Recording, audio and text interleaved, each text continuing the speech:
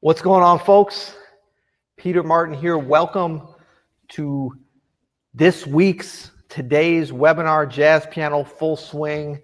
Very excited to have you guys here. We've been having a lot of fun this morning. We just got finished with our members only webinar and had some amazing questions. My mind is all over the place with cool jazz piano stuff. So I'm excited to see you guys and thank you for being here. And we just want to check at the beginning of this one again to make sure that you can hear me okay. That you can hear the piano okay, that you can see me. So if you would, maybe just say, hey, and where you're from. I love hearing about where you guys are from in the world. And just if you can hear the sound okay, because we can make some quick adjustments if we need to. So, what's up, Deborah? Carmel by the Sea. I mean, come on, you guys are killing me with these beautiful places. Joe, what's up, Joe? German, Merkel, hi. Who is Stefan from Austria, what's going on? Atlanta's in the house. I saw that fly by. Where's that? Hi from Atlanta. Oh, that's Stephen from Atlanta. I thought it was Austria. There you go. Paris, France. Phil, what's going on? Patricia, hey, from Boston and Jersey. Good stuff. I'm going to be in Boston next weekend. And I'm going to be in Jersey next weekend. Wow. I'm going to be Montclair Jazz Festival and Martha's Vineyard playing some music. From Colombia, what's up, Alberto? Terry in England. Val, what's going on? All right, great. So it sounds like everybody can kind of hear. Canada. I love Canada. Who's that? Moscow in the house. Where's the? I don't see Moscow. What's the name? That's all right. They're flying by. Netherlands. Dimitri and that's great. Joseph from Hong Kong. How you doing, Joseph? West Sweden, Goran. Jody, California, living in Paris, listening from Thailand. That's jet set. That's what I'm talking about. Jet set lifestyle right there. Raymond, what's up? New Orleans, where you at? Where you at? South of Colombia. Martin. That's great. We got a couple folks from Colombia. Danilo from Angola. What's up? That might be our farthest place. And I was in Angola a couple of years ago and had such a great time. Yeah, so great to see you here. Jordan, nice, Spiro. Okay, so we're going to get started. And if you have any questions or comments as we go, feel free to put them in. We're not going to have a huge amount of time, but I'm definitely going to do a Q&A today. So I'll try to fit in what I can. Just to kind of let you know, I'm Peter Martin, first of all. Let me just say that. I'm a jazz pianist. I'm the founder of Open Studio, which is our little online community we're building here. We have lessons, courses from a number of different artists. I think we have, 10 or 11 artists now. Multiple courses from folks like Christian McBride on bass, Diane Reeves vocals, Homero Lubombo, wonderful Brazilian jazz guitarist, Peter Sprague, jazz guitarist, Gregory Hutchinson, drummer. And then in the piano world, and I'm assuming most of you are pianists out there, of course, everybody's welcome here, but we're going to be talking some kind of intermediate and advanced jazz piano today. On piano, I do many of the courses. We have Jeffrey Keyser, who's one of the most amazing and beautiful people, one of the most amazing jazz pianists of our generation, has some wonderful stuff he's done for us, a couple of courses now. And I want to introduce to you now Adam Manis, who is our creative content manager. What's up, everybody? And has developed many of the piano courses along with me, and will be here to especially fill in any holes and answer any questions that you guys may have as well. So that's Adam.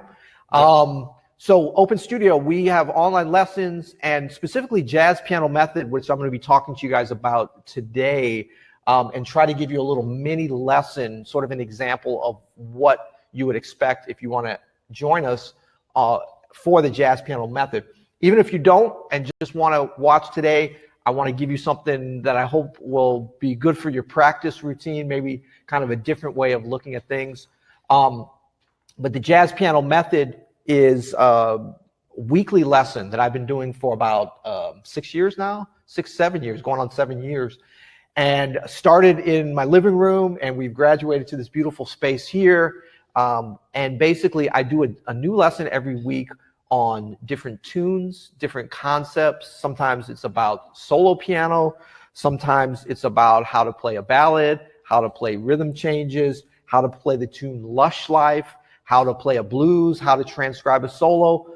all the different kind of ongoing challenges and issues and subjects that we as jazz pianists like to practice on. So many of our longtime members, I think really enjoy, and the feedback they've given has been, new ideas to practice on each week, new concepts. And then of course the 400 plus lesson archive is available at all times. If you want to dig into a particular subject or tune, there's a good chance that I've covered it already. If not, we take suggestions here. In fact, many of the lessons I'm developing now are based on member feedback and requests from members. So that's just a little bit about Jazz Piano Method, and we call it advanced. I think today we're going to really talk intermediate to advanced. It varies in there, but it's really for mostly jazz pianists that can play. I'm not going through and telling you this is a C minor 7 chord. I'm more talking about these are some applications, some things you can play over a C minor 7.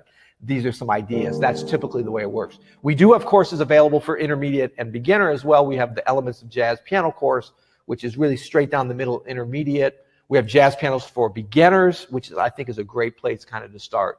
But Jazz Piano Method is for, really, we have some fantastic professional jazz pianists that are members of ours, and I've gotten to meet as I've traveled around touring. And when I hear them play, I'm amazed that they're with us, and I'm so pleased because these are like some real players, and some of them maybe even be on the webinar today. So it really runs from the aspiring amateur, all the way through the professional. Look, the way I look at this, we're all aspiring amateurs. We're all students, and I very much put myself in that same category. This is about trying to get better every day, trying to get better every week, trying to have fun with this music, trying to get closer to that kind of ideal of being able to play what we hear, how to approach this instrument in a way that we can bring something beautiful out in the jazz idiom. So before we get into the kind of lesson segment, I'll just tell you, for those of you, which is probably many that don't know me, just a little bit about myself. I'm a jazz pianist. I started out playing piano when I was 3 years old. I was born in Florida, here in the United States, but mostly grew up here in St. Louis, Missouri, where we are right now. This is my hometown. And I've been playing kind of professionally since I was a teenager. I first got in the Musicians Union when I think I was 14 or 15, playing a bunch of gigs around town, learned from a bunch of great players. I went to Juilliard School of Music to study classical music in New York, but really always wanted to, be a jazz player. That was my thing of going to New York. Got to meet some great musicians like Christian McBride when I first got to New York, actually when I was 16, 17 years old. And so I've toured. I kind of spent the last 25 years or so, touring and recording with Diane Reeves, Christian McBride, Wynton Marsalis, Betty Carter. I played with Betty Carter when I was 20 years old, and that was one of the most amazing experiences. I still think about her, I think, every day, almost every time I play the piano. I learned so much from her. Betty Carter was an amazing musician and giver to this music. She had a lot of young musicians in her bands, especially towards the end of her career, like myself, that didn't know what they were doing. And I think she had us there. It was kind of a university program, a music school program that she developed for us, which was wonderful. And so a lot of this is about me passing along that information I got from her, and just, conversations I've been able to have with Herbie Hancock at a jazz festival when I grab him, hijack him and pull him to the side and ask him some questions about jazz piano. And things of, playing with all these great musicians that I've gotten a chance to play with, Roy Hargrove and Joshua Redman over the years, Brian Blade and Greg Hutchinson, many of which I pulled into the Open Studio family as well. So that's a little bit about me, a little bit about Open Studio, and just, Open Studio, we actually have in the thousands of students all around the world from, I believe it's 64 countries now. So we're really like, our mission with Open Studio is about demystifying jazz, building a community of folks that want to learn how to play this music and want to have access to the real information. I hate to call it like shortcuts and hacks, but we got a lot of shortcuts and hacks, I got to say. Like, this music is deeper than all that, but we specialize in like ways to get right to the music. For instance, we talk about swing and stuff, and we really demystify how to swing and what is swing. We do not treat this as something that you have to find in some mysterious mountain that you're going to have to hike for 27 hours to get to and then find a secret scroll. We're going to actually tell you how to get to that promised land a little quicker, because we don't believe it's that complicated, you know. It takes some practice, but I think we've got the tools to help you to get there. And so that's what we're doing in Open Studio. Jazz piano method, we talked about that. And I'll just tell you at the end here, we've got a very special offer for you guys. If you're interested, this is no pressure, of course. What I really want to do is get into the lesson, and we're going to do that now. And that I think it'll give you kind of a good example of what we do here at Open Studio, what the lessons are like, and kind of what you could expect from my kind of teaching style and the resources that we have available for you if you choose to join us. But we do have a very special offer that we've never offered before, and it's only going to be, can we say it's only available, is it only available today? Yeah, today. Okay, see, we just made that. It's only going to be available today. Put a little pressure on you, but we'll get into that. And if I forget, please somebody tell me to say the offer at the end. But I think it's a pretty cool thing. Okay, so let's get into the lesson. Did I miss anything, Mr. Adam? No, I think you're all good, man. Okay, so one of my core concepts that I love to talk about and that I think can be applied to a lot of different tunes and situations is the idea of voice leading, okay?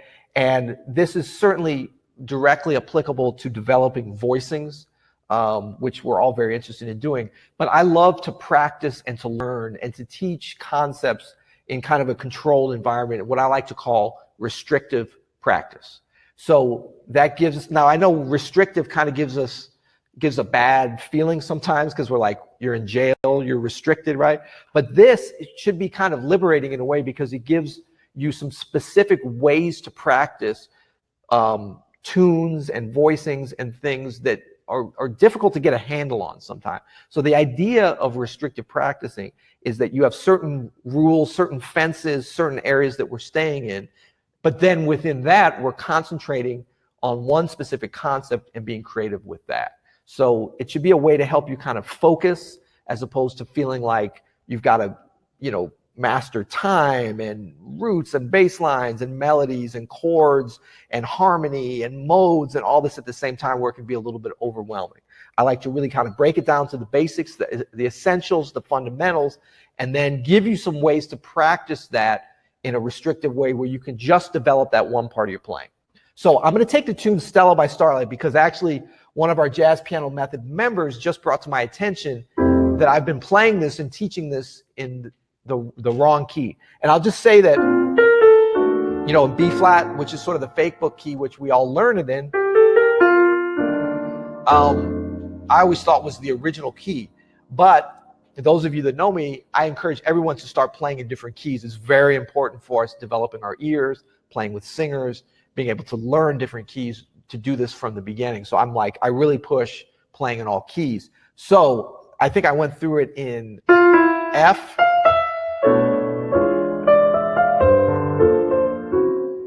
and we talked about some ways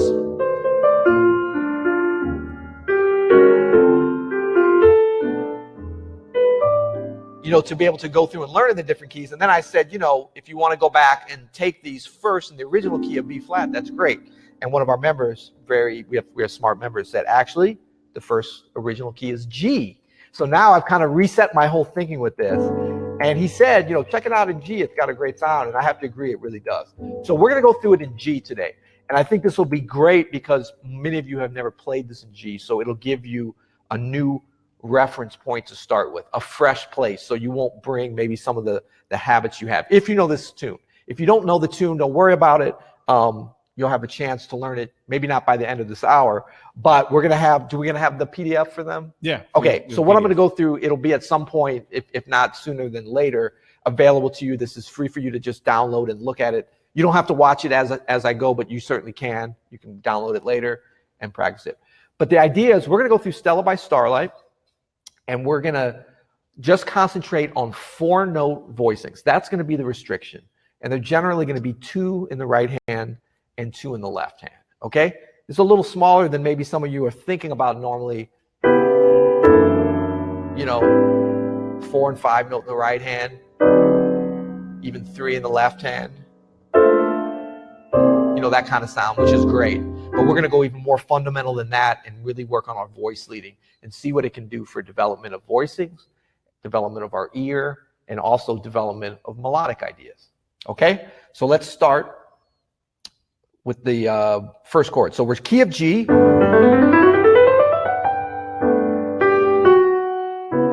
This tune is very unique because it starts on the tritone, the flatted fifth. So we want to hear that down in that root area. The great way of learning tunes like this, and maybe learning it in a little bit unfamiliar key, is that we're going to make some connections with our ears and with our hands, and even visually, not necessarily visually on the page, but visually on the keyboard, that will apply no matter where we play this tune. Same thing, right? Key of A. Right? Key of D. So normally we think, where does the tune start? C sharp half diminished, right? But I want you to first hear that tonic key.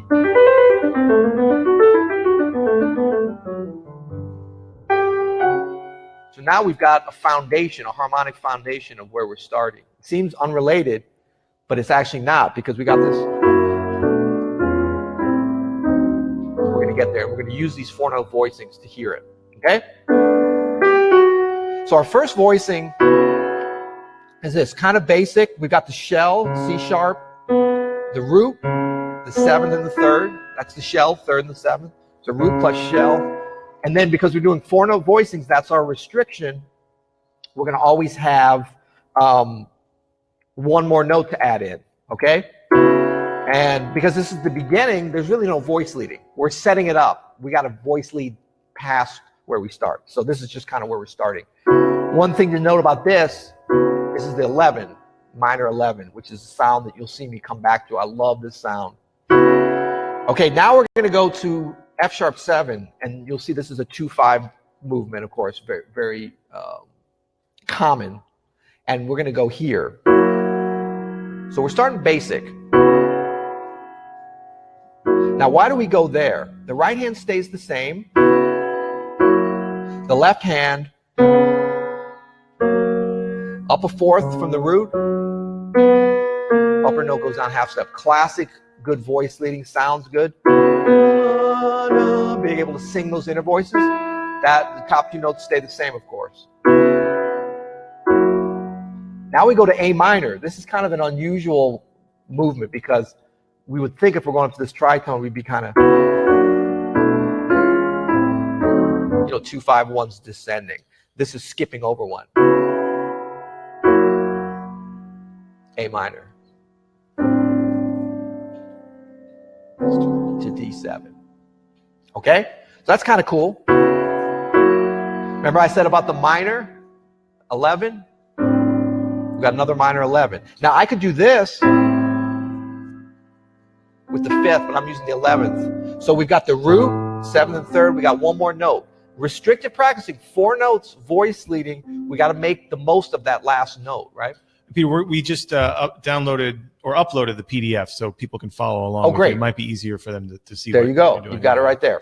So first chord, C sharp half diminished, F sharp 7. And now we go to the 2, minor 11. Now the D7, we could stay like this, but you'll see I've got it as a D13. It's just a little bit more modern sound. And we're still voice leading good. When you're voice leading, you want to try to move as many notes as you can, and you want to try not to move them all in the same direction, but we're always using our ear is the most important thing, right? And there's so many different ways to do this. I could do...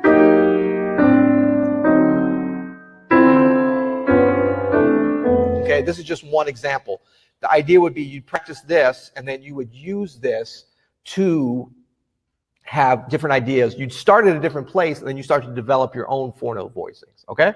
So here's the A minor 11, 4th bar, D13.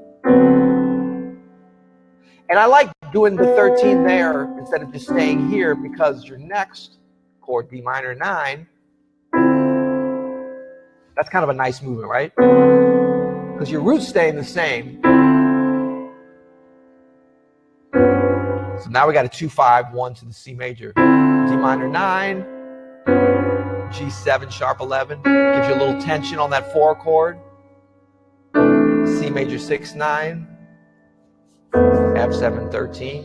F7 sharp 11, sorry, and then G major 6/9. Let's stop right there because this is kind of the first place we get to the tonic, the key that we're in. This has been a journey of what, 8 bars? 8 bars, the 9th bar, we finally hit the 1. So we're learning the form, we're hearing the form of the tune. We haven't even messed with the melody yet, but we're learning the form. We got the 4-note voicings, we're voice leading. We're giving some information to our ears for cool improv stuff that we're going to get to later.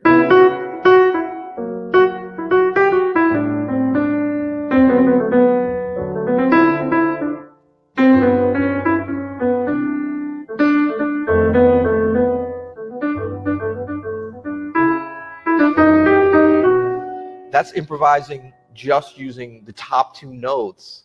Might have added in a little note here or there, but basically just that formation of that voice leading, keeping the left hand with that very simple thing. It's amazing what you can do with this, and you're developing your ears in this little bit restricted area so that when you start to leave, every note matters. You're hearing the notes. You ever hear about people talking about, well, you just have to hear that. Adam and I actually developed a podcast called You'll Hear It, based upon this concept. This is the way you start to be able to hear these things. So I'm playing. I'm just using those notes, but I'm like, how do I develop this melodically? And then I play it. I'm not hearing. If I did, I will play that. But it's those little things, those intervals.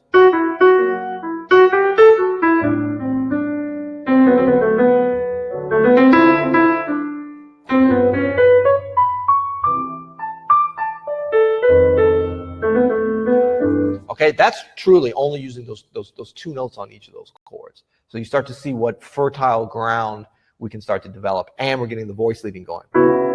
Now, you might say, well, what about the melody? Well, let's talk about that because we're on these first 8 bars leading up to the 1 chord.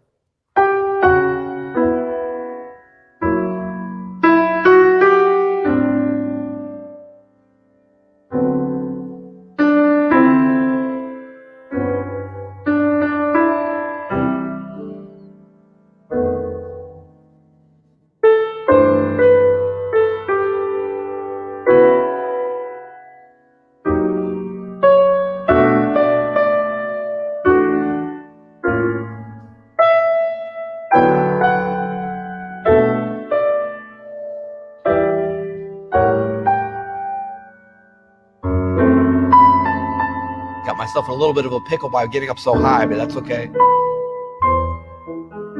Okay, that's just the melody with these 4-note voicings. We haven't even talked about adding 1 or 2 notes. Sounds pretty good, right? Yeah, that sounds great. Yeah. Just something to note for everybody watching, the dynamics that you just played, you really brought out the melody compared to those voicings. I think that's an important part of the sound. For sure. It is, and so that's a great point. So now we're talking about 2 different kinds of voicings. Like these are the 4-note voicings, and then there's voice. I used to always get confused because I was like studying classical and jazz at the same time, and the jazz folks would always be like, "You got to get your voicings better, get better voicing." And a classical teacher was like, "You got to voice." You got to voice. I was voice like, it better. I was like, how do you know about voicings? You know, but they were talking about voicing out, like the ability to, like when you're playing a chord, whether it's with the right hand or the left hand, to bringing out with the independence of the fingers that melody note. We can't just and play it the same. It's hard for me even to play it like that because it's not just the volume, but it's the tone and the texture, the way, the articulation, the way you're playing that melody. And it also can come in handy. You saw when I kept the melody down low.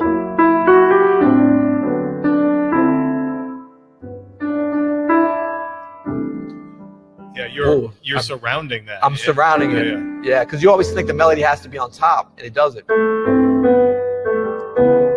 So that's the other kind of voicing, which is important. Okay. So that's with the melody, but really we're not even like the melody is going to be something if you're learning this tune for the first time or learning it in this key for the first time as you go through this, you're going to want to hear the melody before you're even playing it. So you're going to be singing it in your, out loud, as Adam likes to say, in a safe space, as in no one else is listening. If you're not confident, that's okay. See if I can sing it in that range.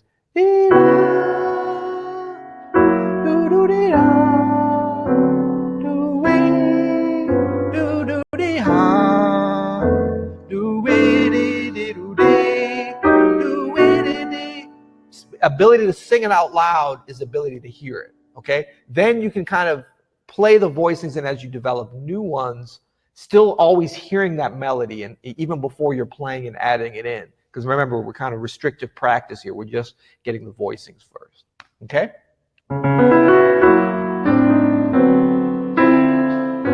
And so what I have here, this is, like I said, is really an example. There's a lot of ways to do this, but what you can do is take this practice sheet as you start to do this, if you like the way it sounds, and start to develop variations on this with these. What I tried to put in was sort of a combination of core, really strong voice leading type of voicings, but with a little bit of flair here and there, so you can see some of the possibilities. So I'll try to point those out as we go. So now we're at the G major, 9th bar, and this is, as I said, the first time we're hitting the actual tonic. So this is like a marker for the form. A lot of times we think about the markers, the guideposts being the A section, the bridge, the last A, and those are structural markers. But harmonic and form markers are different. Like, we want to find more than just that, so that we can learn this tune and memorize it and play it in different keys. See, now I know what that movement, the root movement, and what the harmonic movement is, even without the melody. So I could take this into any key once I've learned this. If we go to the key of, what are we in, G? So we want to go somewhere kind of unrelated. Let's go to E. Okay, so remember, I hear that key first, and I'm not even going to play the melody. We're just going to go up to that tritone.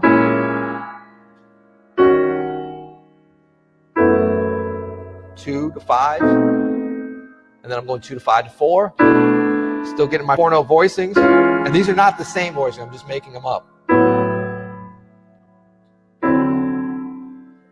But I know now I'm at that 9th bar. I'm at that major, that tonic, because I heard that first, right? So it's all about that journey.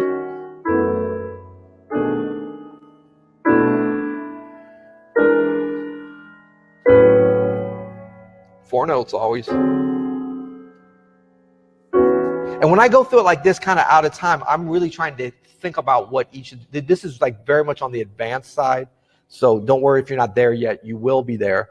But this is about being able to hear those voicings, not only how the resolutions of the voice leading are going to resolve, but what that actual voicing is going to sound like. So a little bit of, normally I'm like not big on out of time practice, because I'm like, you got to practice it in the context of the groove.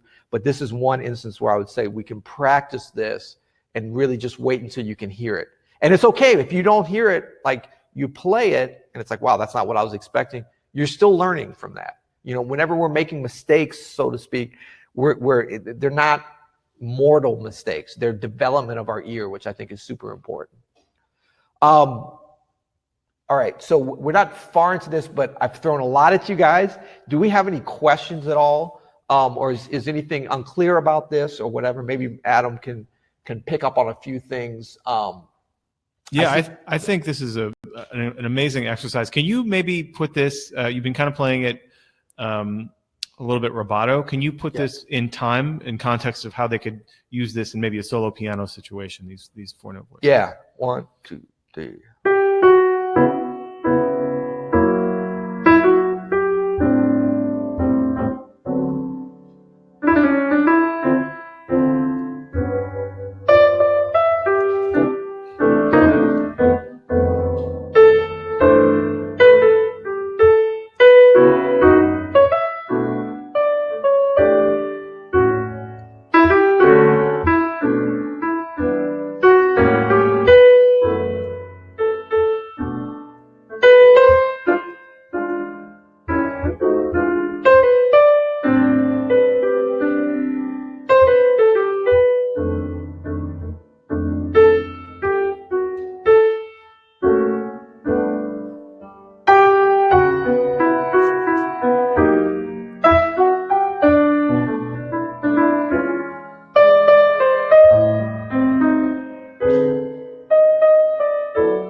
So great. I love the way you mixed up, kind of punching in them like you would comp behind a horn player, but also, rolling the chords, arpeggiating the chords. I think that's a big part of solo piano playing that people, they don't utilize in the way that's most effective. Either they do too much of it or they don't do it at all. but it can be a really great way to repurpose voicings, you know? Yeah, I think so. And I think that folks will find that in this kind of restrictive practice, and I was struggling a little bit with the restrictions that I put on myself, not only the 4 notes as I'm playing it, but these specific voicings. I missed a few of them and made up a few, because normally I'm thinking like, you know, the practice is 4 notes is the restriction, not even have to be exactly these. So that's even a bigger challenge. But when you've got that restriction, it makes you develop these other techniques like rolling with the chords or like with punching them, that sometimes when we get a bunch of voicings and we think the voicings are everything, that we forget about these different elements. When you've only got 4 notes to deal with, you've got to be creative about how you place those within the form, within the melody. Well, it's what's so great about doing restrictive practice like this, right? Is it does challenge us to use them in a different way. And then when we get on the gig or we don't have to think about it as much, it kind of happens a little bit more naturally than if we didn't do that restrictive practice. It's really great. Absolutely. And I mean, you know, there's so many different ways, and we get into that in the method a lot. I mean, it's like a recurring theme that one way that you might practice improvising over this would be just, you know, 2 notes in the left hand, always with the root on the bottom. So it's going to be root in 7 or root in 3, still using good voice leading, but kind of similar to what I have here.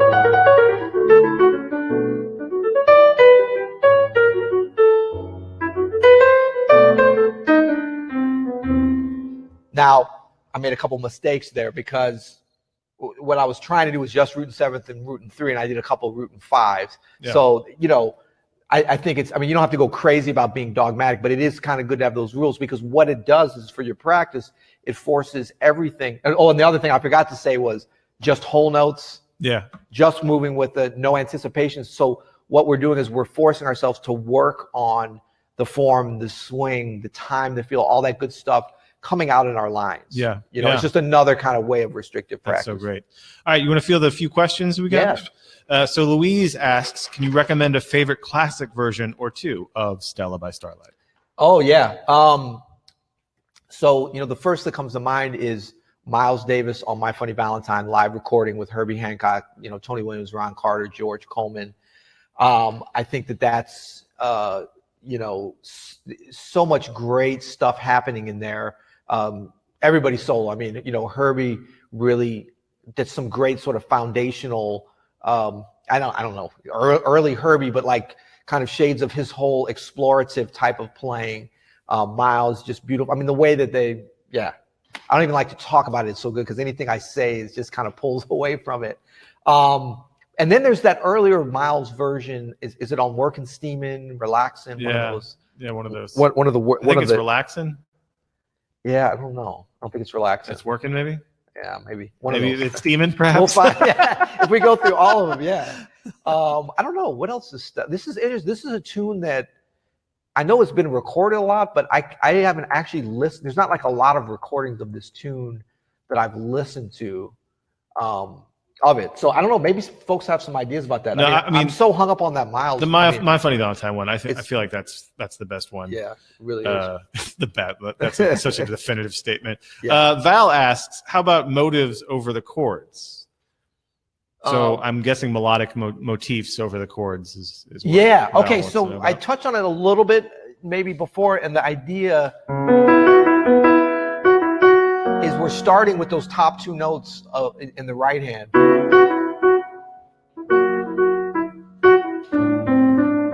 And you talk about restrictive practice.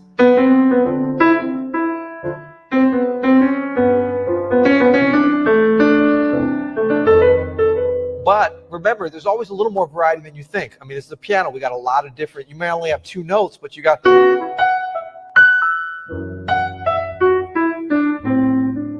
So you got different range, but it puts a lot of onus on different rhythms, you know. And then I think one thing you can start to do is and depending on how good your voice leading has worked out on these 4-note voicings, is to start to include then that tenor. I always think about this as bass, tenor, alto, Yeah. soprano, such a old school choral thing. No, it's good to think about it that way, though. Yeah. Then you start thinking about that tenor. So it'd be like you're going to just root in the left hand then.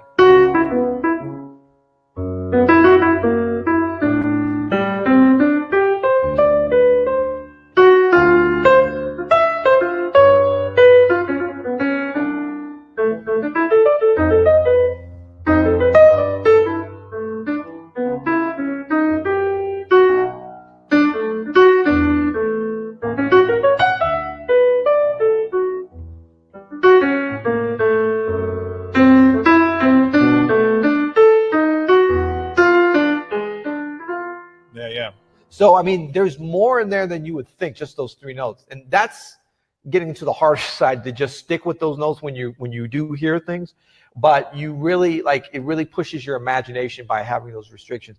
And it further, solidifies your understanding and more importantly, your ears being able to hear this 4-part movement of the harmony.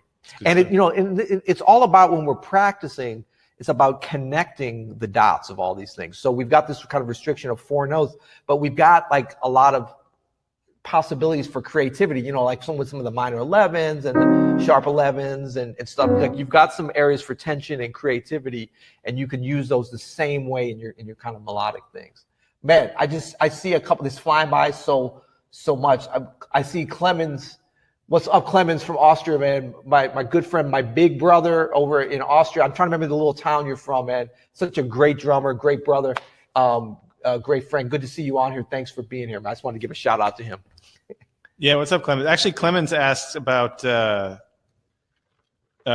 says a great version is on Miles 58 with Bill Evans. And I think that is a really great version. That's right. Yeah. And that's the one with the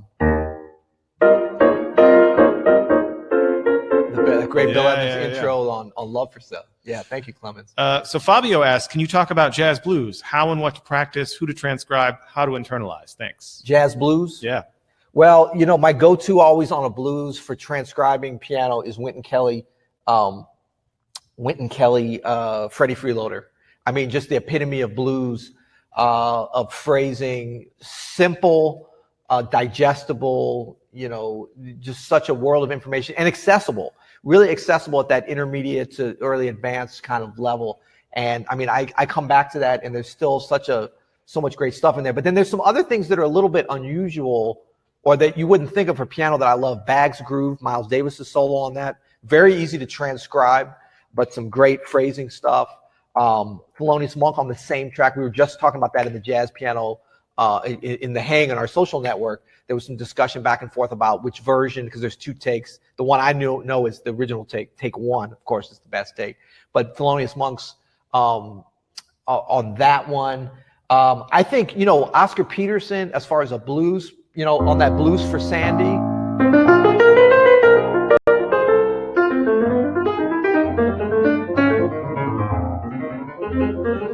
And I'm paraphrasing very badly, but like solo piano and trio playing. If you check that out, it's not Blues for Sandy, it's Sandy's Blues. Sandy's Blues. There's a really great transcription online. I've never actually gone through and played it. I should. I think it's good. Just looking at it, it seems very accurate. That a Japanese guy put up there, I believe it's a great solo piano. I think it's on, I play everything, not for my friends, exclusive. I don't know. You just go on YouTube and put Sandy's Blues. You'll see it. Oscar Peterson. That's great. I mean, it's like an encyclopedia of blues playing. And then he does all this great solo piano stuff at the beginning, at the end, that's bookends to this incredible just swing and trio playing. So you get the solo playing, you get the trio playing, you get everything. So the next question is from Clemens, and he actually asked a few questions. One of them, I don't know if we have time for here, but we actually have a podcast episode about it, about what do you look for in a drummer that we just recorded and should be out this week. I think we'll post a link to our You'll Hear It podcast if you want to. Yeah, well, check that out. Everybody check out You'll Hear It. That's our free podcast, award-winning 7-star podcast. Okay, there, okay. But check it out. It's Adam Manis and myself daily. Every day except weekends. We take the weekends off. It's on the screen right now. It's on the screen right now. But something that Clemens asked that I think is relevant to this conversation is how how do you work on transcriptions? How do you incorporate them into your playing? That's a great question. That's a fantastic question. So we're big believers in transcriptions. Well, I should say we're big believers in learning solos at Open Studio. And generally that's what we're talking about with transcribing, but some people think that means you have to write it out before, during, or after. And I don't actually think that part is as important. It's beneficial, but the main thing is learning it. The kind of core concepts that I have and preach, and I think that can get you to the best information in the most efficient way, is learning phrase by phrase, as opposed to learning measure by measure, or line by line, or even chorus by chorus. And the reason is phrase by phrase is how we hear music. It's how we feel music. It's how the soloist played the music. So it's going to be the most organic way for you to be able to digest and learn the solo. And then it's always nice, like learning solos can be very difficult when you first start doing it. They can be very difficult when you've done them for years, depending on the complexity, and it can be slow. So you want to be able to like say, today I learned X. And if you're learning a solo and you say, today I learned one phrase, that's incredible. Because if you do that every day, or even if every week you learn one phrase, try to do a couple a week. But whatever you're doing it, you're gonna get to the end of that solo then. You know, whereas if you say I learned one measure today, you're just learning part of a phrase, or it's more arbitrary. So that would be the first thing. You're learning phrase by phrase. And these are not in order of importance, because I'm thinking of a more important one now that we really believe in. And that is listen, know, be able to sing the solo before you even start trying to learn it. Don't just learn a solo because I'm like, oh, you should learn Freddie Freeloader, and you've never heard it before. If you listen to it and you like it, that's another thing. You got to like it. You got to be passionate about it. Much easier on a solo that you love. But if you listen to it today for the first time, and first of all, where you been? What rock have you been hiding under your whole life? But that's okay. But if you listen to something for the first time somebody recommends, do not go try to learn it right away. You can do that, but it's going to be so much harder. Listen to it over and over again. Critical listening, really deep listening, to the point where you can sing along with that whole solo and be able to sing most of it, like you know it, right? Before you even attempt to sit down at the piano and learn it. It's going to be so much easier. You don't know how many people tell me, oh, I tried to learn the solo and it was just so hard I couldn't hear this. And I'm like, sing the solo for me. Well, that's the thing. I don't really know it. I can't sing it. I was, well, you don't know it. You don't know it well enough to even start learning to play it. And I don't mean you got to sing it perfectly or even sound good. But you know, when you've heard a solo 100 times, 200 times, you know, we have so many opportunities just to walk around with our phones, listening, you know, take that opportunity and really learn it.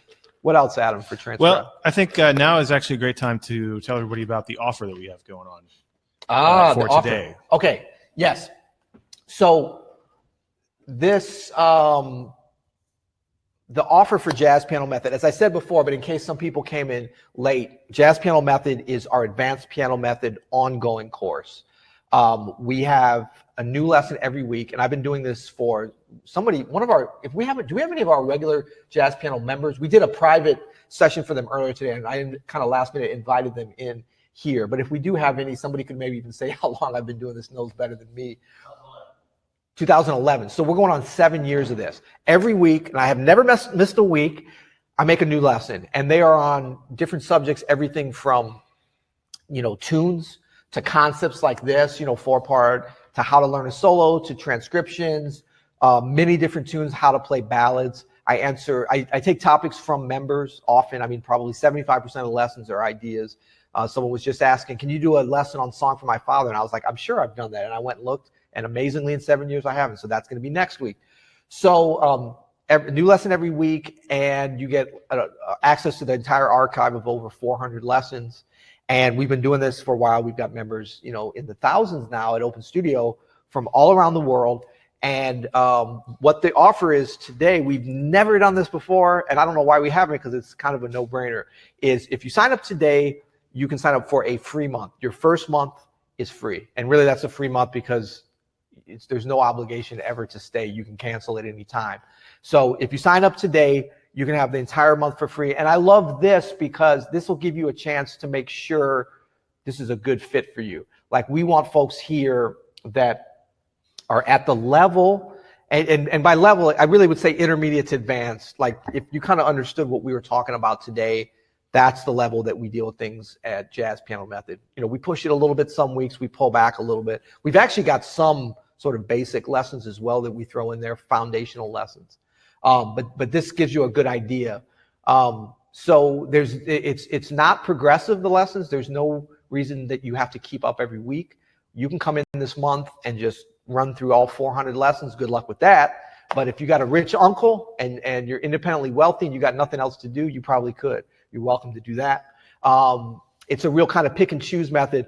Adam and I, mostly Adam, have gone through and categorized many of the lessons, and we have them, kind of by theme, which is a nice thing. You can search all the lessons if you're looking for a particular tune or concept. And then quite a few of the lessons, we have something new, relatively new we're doing, which is notation in a system we call living notation, which gives you the full transcription. Well, not full. We don't do every note always, depending on what I'm playing, but gives you some transcription that stays in line with the video. We're very excited about this because it's like next level. All the lessons, you can slow them down. If you hear me playing, if I play that and you're like, what was he doing? He never explained that. I want to play that. You can slow that section down. And this is whether or not there's living notation or not. This is on all the lessons. You can slow that section down all the way to 50%, I think, or maybe even lower. You can just isolate that, play it over and over again, and hear it slowly, learn it, whatever you want to do. So there's really a great ability with that. Yeah, a long-time member Deborah just posted a nice comment for you. Oh, she did? Okay. Wow, let me see. It's the bottom or the top? I'm never sure. You got to reduce that offer. Just minimize that offer. Okay. There you go. Very top. Very top. Okay. Deborah, my friend, I can't understate how great this program is. Impossible to not get something out of every lesson, regardless of your skill level. Peter's a natural teacher, far too humble than he has to be. Thank you very much, Deborah. I'm great. I'm not humble anymore. I'm fantastic. Okay. No, thank you for those words. I think that there is a lot for somebody, for the right kind of student, to get something out of this. And that's why we're doing the month for free, to tell you the truth. We really believe that you're going to love it and you're going to stay on. So it's a no-brainer. And I think that for some of you might sign up and just either be overwhelmed by it, or it's not for you. That's fine too. Cancel at any time, no pressure at all. They can actually just cancel on their own. You can let us know, or they can just press a button and cancel. So don't feel like I'm going to be calling you like, how come you haven't been practicing? I want, as well as everybody here at Open Studio, the whole team, we want folks, and we have folks, like Deborah, that are on here that stay on month after month because they're getting something out of it. And if you ever want to leave for a while and go on hold, no problem, you can do that. We have a great community, a very supportive community that starts with the instructors for sure, but includes all the other members. And I think that you're going to find something nice and supportive here for you. So that's kind of what the offer is. Do we have any questions? Did I miss anything with it? We tried to keep it simple. Well, I think that's good. I think if anybody has any questions about the offer, I'll pull it off the screen so they can type their questions. Okay. Or questions about the course even. Yeah, and this is good for the rest of the day. So don't feel like you got to do it by the next hour or so. But I think we're going to probably have it just for today, just because, we want to make this special for you guys. But yeah, that would give you a month. I think it's nice too, because I know for me, looking at something like this, it's like, if you feel like what I went through today is sort of your speed and your level and you like my teaching style, it's like, cool, but I want to see some more. It gives you a little bit of time. We talked about doing like a week or 2 weeks.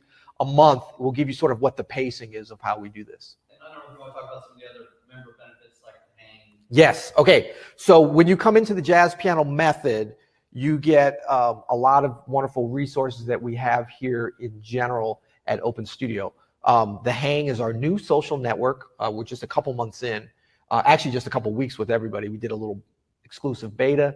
Now we have anyone who wants to be involved. So as long as you're a member of Jazz Piano Method, you have access to the Hang. And that's a place where we can share, just different quick videos, we call them. Adam and I will do sometimes. We're starting to pull the other Open Studio artists. And it goes even beyond piano. It's been a little bit piano-centric, which is fine just because of us, but we had a great posting of a viola student we didn't even know that we had it was yesterday. Awesome. Yeah, Super excited and really good. So it's a cool place to kind of meet other people from around the world and just sort of interact with the community. No obligation to post anything, but you're always welcome to. I encourage, a lot of people are shy, I get it, but I think you'll find a very supportive community and helpful beyond just Adam and I giving feedback and advice, but other folks that can help you along your journey. And we just started something that we're very excited about called Shed and Share. Shed and Share. Shed and Share. We're most excited about the name. and the hashtag Shed and Share. But this is a weekly practice challenge that Adam and I, and hopefully we're going to get the other Open Studio artists involved. What it is one concept to practice on each week. And of course, this is optional. This is for like weeks when you got some extra time or looking for another challenge and want to be more community involved. And it's something that we all practice together. Like this week, it was on enclosures. And Adam came up with just a couple different simple ways. I did a little demo. He did a demo. And then we did some backing tracks, just threw together some fun backing tracks. And then the idea is you practice on it each day. We got level 1, level 2, level 3. You come in at whichever one. And then if you're so feeling, you would post a video in Shed and Share. That's the shed part is the practice. The share part is the sharing. You don't have to share, but it's fun. And we've already gotten a bunch of folks doing that, which is really cool. Yeah, it's been really awesome. So if they want to actually view this lesson again and see the offer later, it's openstudio.network.com/. Okay, Masterclass. Okay, so I don't know if you guys can hear that, Dan saying that. You can watch this lesson again if you want. That's going to be up till tomorrow, probably, the lesson. Yeah. The offers for today, the lesson will be up through this webinar, Masterclass. Lesson will be up until tomorrow. You can go to openstudionetwork.com/masterclass. And you can view this, and you'll be able to access the exclusive 1-month free offer. And this is free. This is really free. Like I don't want you to think you're going to get there and it's going to be like you got to pay for shipping and handling. No, it's free. You may have to do they have to put a credit card in? They do, but they can cancel anytime. You can cancel anytime. You can put your credit card in, sign up, and then cancel right away. You still get your month. So feel free to do that. I would encourage you to check stuff out first, and look, we're really like user friendly. Ask some of our other members or go on and check out our Facebook ratings and stuff. You'll see we're very, like we've had people that have been on and then like, oh, I forgot to cancel and I was going to be gone for a month. We just refund it, put you on hold. That's like no problem. We're all about the long term. We've got a lot of great other courses, Keezer's courses. We got an all access path, a bunch of stuff. But when you come into the fold, if this you feel is the right level for you and the jazz piano method is the right thing for you, this will be your entree to like a really wonderful global jazz community. Adam Manis. Thomas asked, would you repeat what the normal price is or what makes this a deal different than normal? Wow, so that's good. This is a marketing person who's asking this. This is all the stuff I should have been saying instead of thinking about the correct key for Stella by Starlight, right? Okay. The normal price, the regular price is $39 per month for Jazz Piano Method, and it's month by month recurring. You can come and go as whenever you want. That's the price per month. It's cheaper if you pay by the year, too. Yeah, if you pay by the year. And we have a lot of folks. I think we have almost half of the folks now are on yearly, which is $20 a month if you pay for a year. And you can switch to that at any time. If you sign up today for the free month and then you get to the month and you're like, I think I like this. I want to do the year. I want to save some money. You can do that. That's $20 a month. No, it's not $20. It's $209. It's something like $20-something a month. It's a nice discount. $297 a year, I think is what it is. So that's the normal price. The reason this is a great deal is we never give out a trial like this for this long. We never have. So it's really just a chance for you to evaluate. It's kind of our idea is like if you sat through this whole webinar, you probably like what you saw, but you may not be ready to fully commit. So it's a way to kick the tires, check out all the lessons. Look, what you're going to get is the full access to Jazz Piano Method. This is not a restricted trial version. You get everything you're going to. They get the downloads and are they getting the downloads and everything? They're getting the downloads and everything. Download the audio, yeah. Yeah, you can download. That's another feature. You can download audio of any of the lessons. And what a lot of our members like to do with that is take it when they're jogging or when they're walking around. I listen to a lot of podcasts, so I totally get that. And I like to listen to them over and over again because sometimes I need to hear stuff. So maybe you're with your laptop like this, do the lesson at the piano, but then you can download the audio and take it on the go, that kind of thing. So Tillman from Germany just joined from the webinar. So we'd like to welcome Tillman. What's up, Tillman? You're late. But guess what? And I should tell this to everyone. No, this he is. just joined. He just joined he just joined Jazz Piano Method. Welcome, Tillman. Yeah, I mean, you know what? No pressure, but if anybody wants to join before we go off, that would be awesome. And I would be like, this is so cool that people are joining for free and that I'll feel like you guys are feeling me. But like I say, if the lesson today felt like the right kind of thing, I think that then you'll be going in the right direction. It'll give you a chance to evaluate it some more. All right, do we have anything else? Are there any other questions we need to hit? Well, we had a couple questions about technique or whatever, but I got them covered. I think Okay, we're all good. Oh, we got, what's up, Vita from the Ukraine, Sicily. Man, these are like all my favorite from Catania and Sicily. Okay, Catania. I don't even want to say that's my favorite part of Italy because then Sicily's right there. And, I know they're both great. They're both great. That's a lot of warring between those two places. Wiesbaden. I love Wiesbaden. I've been to Wiesbaden. Yeah, what's up, Robert? Longtime member there. This is great. We got some new folks and some Howdy Jazzer from Louise. Clusters. We get into that a lot in the lessons. We're not going to have time now because we got 2 minutes left. Looks like why did I transpose it? That's a great, Glenn, because one of my members was smarter than me. Cool. Man, thank you guys so much for being here. If you have any further questions about the offer or anything, reach out to us. The easiest way is support@openstudionetwork.com. That sounds very anonymous, but that actually comes to real humans, to Dan, to Adam, to myself, to Ian, to Victoria, maybe even Andrew, our audio engineer. We see those and those will get routed right to me at support@openstudionetwork.com, and it will get to me. Just put to Peter if you have a question. And I hope to see you over at the Jazz Piano Method. I'm going to be really excited if a bunch of you join on the free trial offer today. And I'm very proud of what we have and very excited. What is our lesson coming up on? We post on Sundays, by the way. The new lesson comes out every Sunday. Crisscross. Look at that. This is like his first edit on a lesson. He already knows what it is. Thelonious Monk's tune, Crisscross. That's a great tune. We had a lot of fun with that lesson. That'll give you a good idea. But if you join today, you've got all the 400. You got last week's lesson. You got all the previous ones to look at.